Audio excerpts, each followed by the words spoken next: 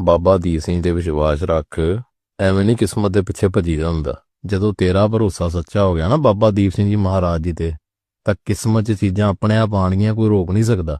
ਇਹ ਵਿਸ਼ਵਾਸ ਜਿੰਨਾ ਕਰੇਗਾ ਨਾ ਬਾਬਾ ਦੀਪ ਸਿੰਘ ਜੀ ਤੇ, ਤੂੰ ਦੇਖੀ ਤੇਰੇ ਮੁਕੱਦਰ ਕਿਵੇਂ ਬਦਲਦੇ। ਦੁਨੀਆ ਦੇ ਪਿੱਛੇ ਲੱਗ ਕੇ ਸੋਚੀ ਇੰਨਾ ਕਿ ਕੁਛ ਆਣਾ ਹੀ ਨਹੀਂ ਜ਼ਿੰਦਗੀ 'ਚ। ਮੈਂ ਕਹਿੰਦਾ ਖਜ਼ਾਨੇ ਐਸੇ ਖੁੱਲੇ ਆਏ ਨੇ ਜਿਹੜੇ ਸਮੇਟੇ ਨਹੀਂ ਜਾਣੇ ਤੇਰੇ ਕੋ ਕਦੇ ਵੀ। ਤੇਰਾ ਘਰ ਖੁਸ਼ੀਆਂ ਨਾਲ ਭਰ ਜਾਏਗਾ, ਕਿਉਂਕਿ ਬਾਬਾ ਦੀਪ ਸਿੰਘ ਜੀ ਸਭ ਕੁਝ ਕਰ ਸਕਦੇ ਆ। ਕਿਸੇ ਚੀਜ਼ ਦੀ ਥੋੜ ਨਹੀਂ ਰਹਿਣੀ ਫਿਰ ਜ਼ਿੰਦਗੀ 'ਚ। ਸੋ ਘਬਰਾਇਆ ਨਾ ਕਰ। ਬਾਬਾ ਦੀਪ ਸਿੰਘ ਜੀ ਮਹਾਰਾਜ ਜੀ ਜਦੋਂ ਤੱਕ ਬੈਠੇ ਆ, ਤੇਰੀ ਜ਼ਿੰਦਗੀ 'ਚ ਕੋਈ ਮਾੜਾ ਕਰ ਹੀ ਨਹੀਂ ਸਕਦਾ, ਸੋਚ ਵੀ ਨਹੀਂ ਸਕਦਾ। ਜੇ ਤੈਨੂੰ ਪੱਕਾ ਭਰੋਸਾ ਨਾ ਬਾਬਾ ਦੀਪ ਸਿੰਘ ਜੀ ਤੇ ਇੱਕ ਗੱਲ ਯਾਦ ਰੱਖੀ, ਤੇਰੀ ਜ਼ਿੰਦਗੀ ਜਿਹੜੀ ਬਦਲਣੀ ਹੈ ਨਾ, ਬੜੇ ਸੋਹਣੇ ਤਰੀਕੇ ਨਾਲ ਬਦਲਣੀ। ਹੁਣ ਸਾਰੀਆਂ ਗਲਤ ਆਦਤਾਂ ਜਿਹੜੀਆਂ ਤੇਰੇ ਮਨ 'ਚ ਬਕਾਰ ਹੈ, ਝੂਠ ਹੈ, ਨਫ਼ਰਤ ਹੈ, ਜੇ ਕੋਈ ਕਮੀ ਪੇਸ਼ੀ ਹੈਗੀ ਵੀ ਹੈ, ਸਭ ਕੁਝ ਮਨ ਦੇ ਵਿੱਚੋਂ ਨਿਕਲ ਜਾਣਾ। ਅੱਖਾਂ ਬੰਦ ਕਰਕੇ ਕੀ ਕਹਿਣਾ, ਬਸ ਧੰਨ ਧੰਨ ਬਾਬਾ ਦੀਪ ਸਿੰਘ ਜੀ, ਧੰਨ ਧੰਨ